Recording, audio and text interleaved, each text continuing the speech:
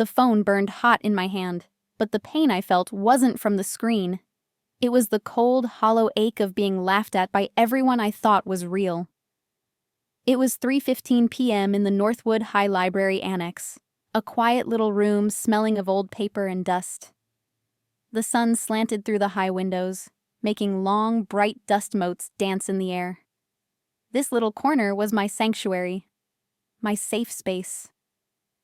I sat at the last computer, the one hidden behind the tall shelf where the dusty old encyclopedias lived, the one nobody else ever used. My headphones were on, but no music played.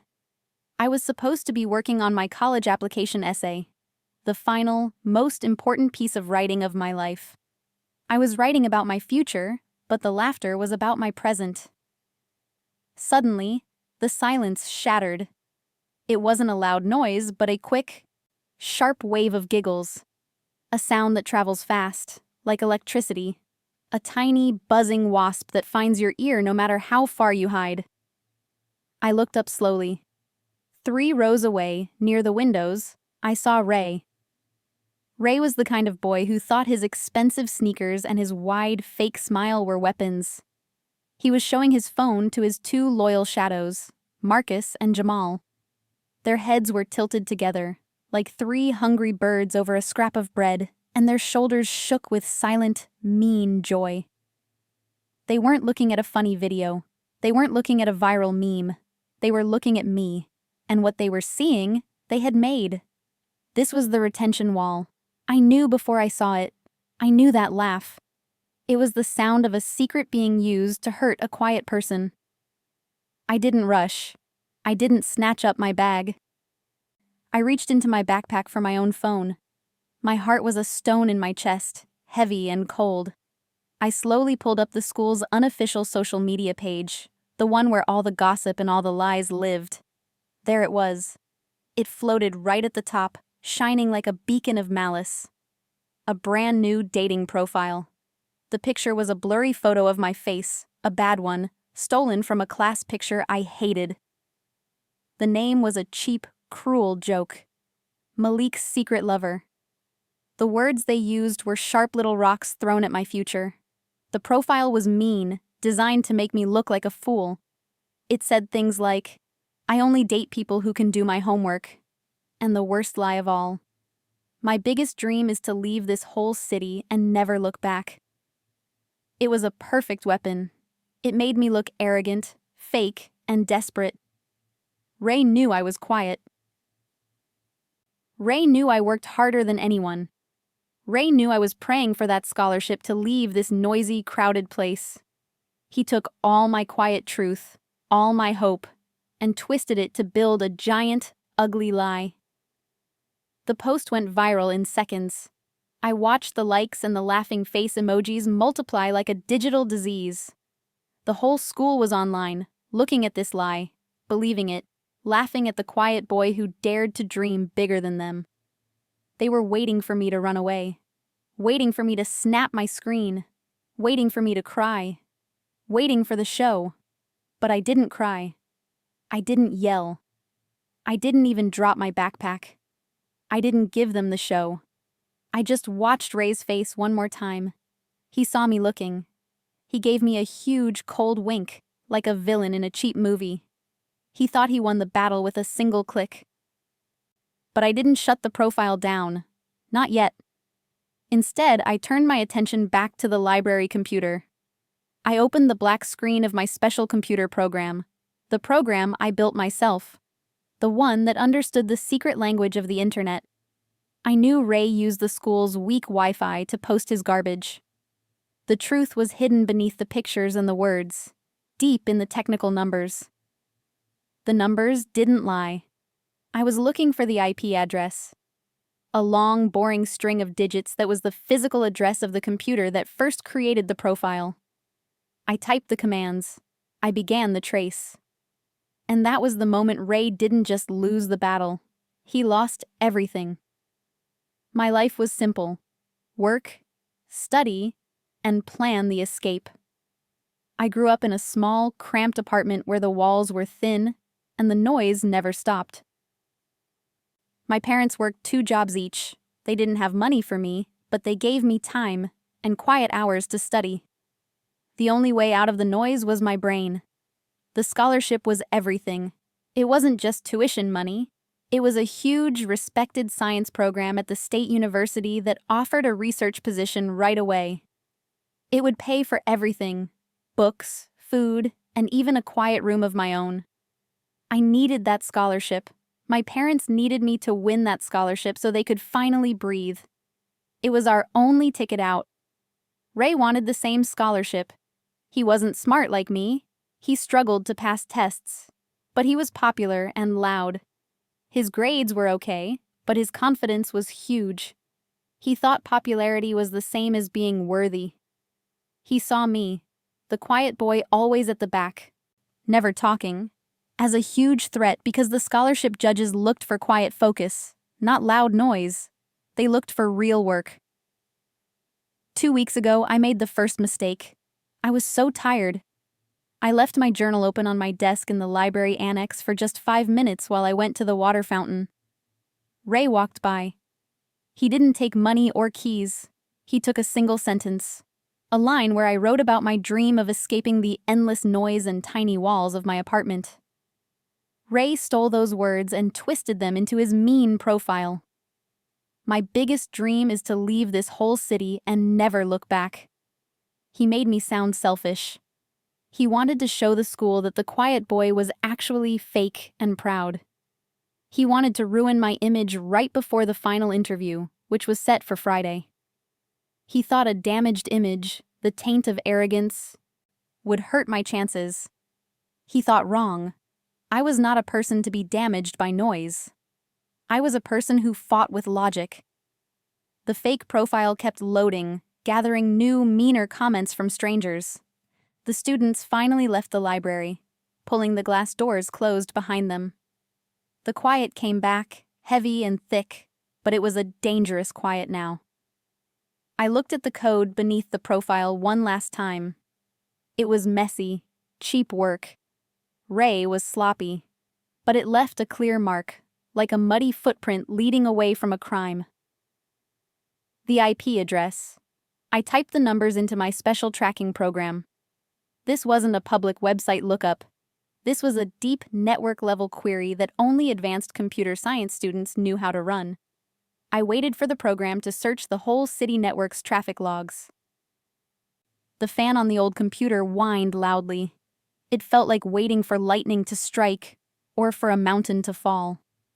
The results flashed onto my screen. The map popped up. It showed the exact location of the IP address. My blood ran cold. It wasn't Ray's house. It wasn't the cafeteria. It wasn't even the library's back office. The address was listed as a high-security building downtown, a tower made of dark glass and steel that rose above all the other buildings. It was a place where only the most important people worked, a place with security guards and special pass cards. I stared at the screen, my fingers frozen on the keys.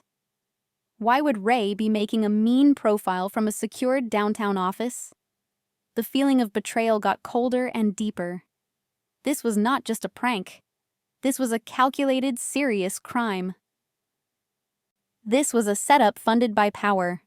I ran a deeper, more secret search on the IP address. I cross-referenced the network ID with public records. The address belonged to the Regional Science and Technology Center, the building that housed the final selection board for the very scholarship I needed. The building that was judging me. Why was Ray at the Science Center? Only final candidates were allowed inside, and the interviews hadn't started yet. Then I remembered the whispers Ray always spread. Ray's uncle, Mr. Johnson, worked there.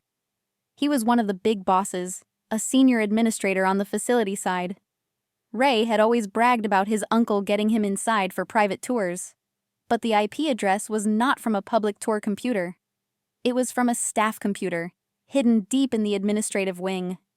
The one where application files and security clearances were handled. The computer that had special secret access to the scholarship application system. Ray hadn't just made a mean profile. He made it from the place that was going to decide my life. He was not just trying to hurt my feelings. He was using his family's secret power to get an advantage and crush my future. The risk was enormous, but the payoff for him was everything. I knew this was too big for a simple talk or a call to the principal. This involved a grown-up, a man of power, abusing his position. I started taking pictures of the screen with my phone camera. I captured the IP address, the precise timestamp of the post, and the secured location map, zooming in on the Science Center logo. I was building my fortress of evidence, but I still didn't know the full, terrible why he risked this just for a mean profile. The answer lay hidden in the same network logs. I kept digging into the location and the timestamp. I pulled up the school's attendance record one last time. Ray was marked absent that afternoon. Excused. The reason? Medical appointment. A clean, easy lie provided by his parents. Then I looked at the activity log for the secured IP address during the 2 hours Ray was supposedly in that downtown office. The computer had been used to access two things: the social media page to create the fake profile, the Science Center's private application portal. And inside the application portal, the secured computer had performed a single, massive action: a search and download of my final scholarship essay. Ray wasn't just laughing at me, he had stolen my work. He risked his entire future to get my final essay and destroy my reputation at the same time. He needed my essay to know my biggest weakness, which he twisted in the fake profile. But why download the whole thing? I didn't panic. My fear was replaced by a cold, hard focus that felt sharper than any knife. This was no longer a prank. This was corporate-level theft and calculated sabotage. He downloaded my detailed, innovative plans for a new city cleanup project, the very idea I was counting on to win. He wanted to copy it, twist it just enough, and submit it as his own work for the scholarship, hoping his uncle's influence would hide the plagiarism. I knew exactly what Ray was going to do next.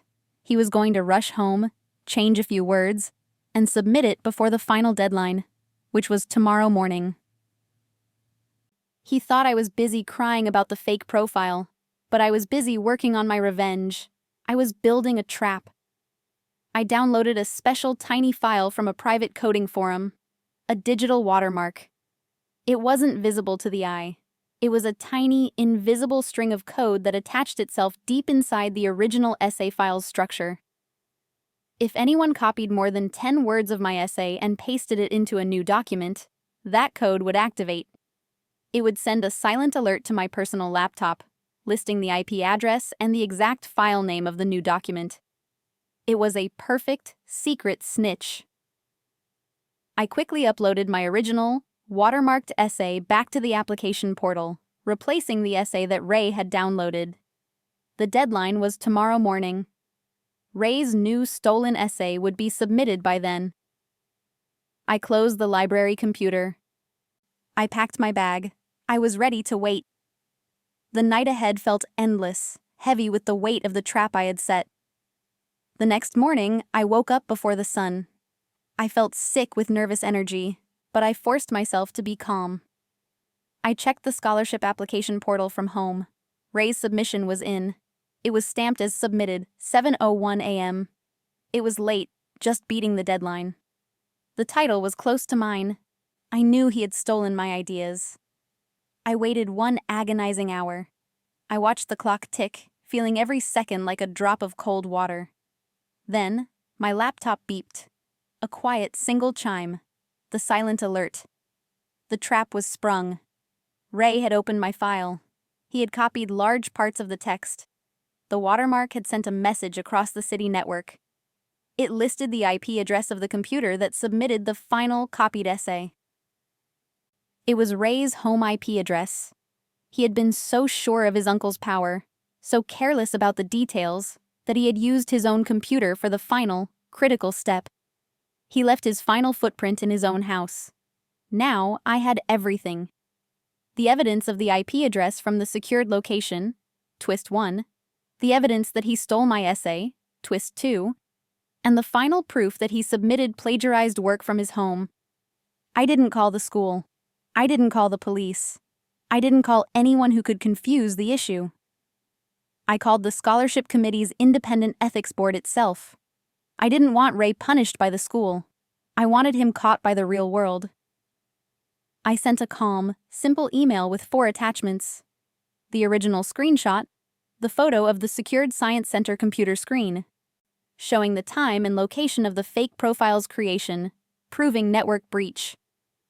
The internal log, the activity log showing the download of my essay from the secured, staff-only network. The final proof, the watermarked alert showing the copied essay being submitted from Ray's home IP address. My final clean essay, uploaded just before the deadline. My final line in the email was the sharpest sentence I had ever written. It wasn't about revenge, it was about principle. This shows a systemic breach of security and ethics, not only by a candidate but by a staff member, Mr. Johnson, who granted his relative unauthorized, sustained access to private application data. I didn't wait for a reply. I knew what would happen. The committee would see a massive security failure. They would be forced to investigate immediately and silently, without noise or hesitation. I walked into the school cafeteria. It was loud and bright, filled with the usual Friday noise. I saw Ray, Marcus, and Jamal sitting at their usual table, still laughing, happy because they thought they had won. They thought I was beaten. Ray saw me enter. He gave me that wide, cold wink again, a final sign of victory. But then, the noise in the cafeteria suddenly died. The principal, Mr. Harris, walked into the room. He wasn't smiling. He wasn't talking on a loudspeaker. He was followed by 2 serious-looking people in dark suits, security officers from the Science Center, their faces blank, their eyes sharp. They walked straight past the cheering, staring students. They walked straight past the staff table. They walked straight to Ray's table. They didn't talk about the fake profile. They didn't talk about my essay. They didn't make a scene. The lead officer spoke one word, loud enough for the whole, now silent cafeteria to hear. Unauthorized network access. Ray's face went white, turning the color of milk. He knew that word meant trouble far bigger than a mean joke. It meant police. It meant courts. He looked at Marcus and Jamal. Their smiles disappeared. They were accessories to a major security violation now, standing next to a boy who used his uncle's power to cheat. The officers led Ray, Marcus, and Jamal out of the cafeteria, their heads down, their expensive sneakers moving slowly. The entire group was implicated, not for bullying, but for a serious, adult crime that involved high-level network theft and cheating. The chaos Ray tried to create with the fake profile was replaced by a massive, powerful, silent chaos of his own making, a quiet disaster that ruined him and his family's name. I sat down at my own small table. I was alone, but I wasn't lonely. The shame was gone. The fake profile was deleted by the school's administration in the panic. I was still the quiet boy, but now the silence was a wall of respect. I had lost an hour of study time, but I had gained my peace, my future, and my dignity. Ray tried to use his family name and his uncle's access to crush my future. I used a simple IP address and a tiny bit of code to prove that honesty and hard work always leave a cleaner mark than a lie. I looked down at my phone. The admission committee had sent a receipt for my clean essay. The moment the upload finished, I knew I was safe. I was free. I had not just exposed a mean kid. I had protected my dream with my own mind, my own effort. I walked out of the library annex one last time, the warm, busy air of the city hitting my face. I was just a boy from a noisy apartment, but I was also the most powerful person in the city that day because I owned the truth. If this story of silent revenge and digital justice made your heart race, hit the like button right now. Did Malik do the right thing, or should he have just ignored the profile? Let me know in the comments below. And if you love stories about the quiet ones fighting back, Make sure to subscribe and ring that notification bell so you don't miss the next truth bomb.